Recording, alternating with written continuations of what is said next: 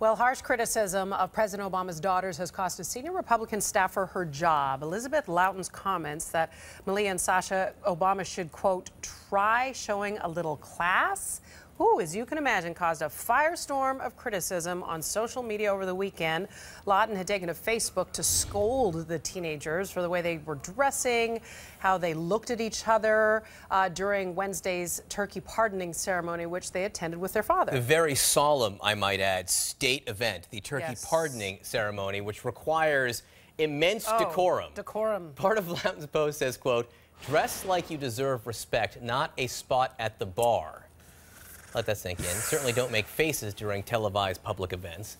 Loughton tells CNN she will resign today from her job as communications director for Congressman Stephen Fincher of Tennessee. Communications director. Sorry, just need to underline that. I want to bring in our senior media correspondent, Brian Stelter, host of CNN's Reliable Sources. You know, Brian, people like to say there's an unspoken rule. You don't criticize the children of politicians. It's not really unspoken. Everyone speaks it frequently. People talk about it all the time on both sides of the aisle here. Kids are off limits in politics. That's almost always the case here. Because they didn't choose to run for office. Their parents did. Sasha and Malia didn't choose to live in the White House. I'm sure there's some days they wish they didn't.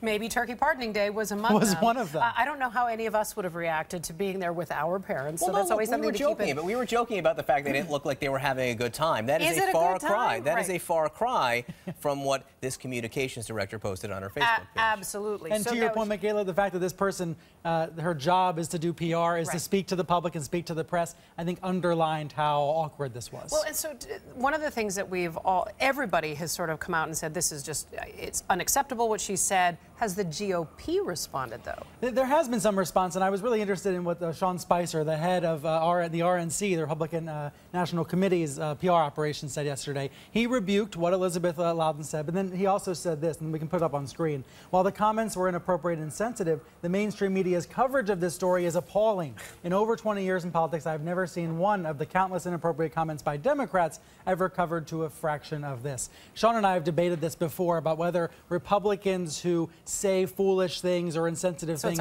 get more attention than Democrats.